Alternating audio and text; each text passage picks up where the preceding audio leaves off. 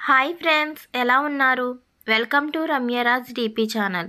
ముందుగా మా ఛానల్ని చూస్తున్నట్లయితే ప్లీజ్ లైక్ చేసి సబ్స్క్రైబ్ చేసి పక్కనే ఉన్న గంట సింబల్ని క్లిక్ చేయగానే మేము పెట్టే ప్రతి నోటిఫికేషన్ ముందుగా మీకు వస్తుంది. వాస్తు పురుషుడు అంటే ఎవరు? పూర్వకాలంలో అంధకాసుడనే రాక్షసుణ్ణి సంహరించడానికై శివుడు అతనితో యుద్ధం చేశాడు. ఆ సమయంలో శివుని లాలాటం నుండి ఒక చెమట బిందువు రాలి భూమిపై పడింది. దాని నుండి ఒక భయంకరమైన భూతం ఉద్భవించి క్రమక్రమంగా భూమి ఆకాశాలను ఆవరించసాగింది. ఇదంతా తిలకిస్తున్న ఇంద్రాది దేవతలు భయభ్రాంతులకు గురై బ్రహ్మదేవుణ్ణి శరణు వేడారు. బ్రహ్మదేవుడు దేవతలకు అభయమిచ్చి ఆ భూతాన్ని అధోముఖంగా భూమిపై పడవేసే ఉపాయాన్ని చెప్పాడు.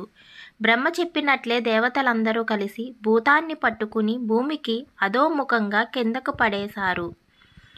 ఆ భూతం భూమిపై ఈశాన్య కోణంన శిరస్సు, నైరుతి మూలాన పాదములు, వాయువ్య ఆగ్నేయ మూలాల యందు బాహువులు ఉండేలా అధోముఖంగా పడింది.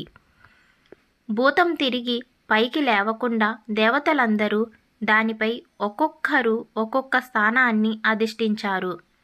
అంతమంది దేవతల యొక్క తేజస్సముదాయముతో దేదీప్యమానంగా వెలుగొందుతున్న అద్భుతమైన భూతకారమును బ్రహ్మదేవుడు వాస్తుపురుషుడిగా సృష్టి గావించాడు.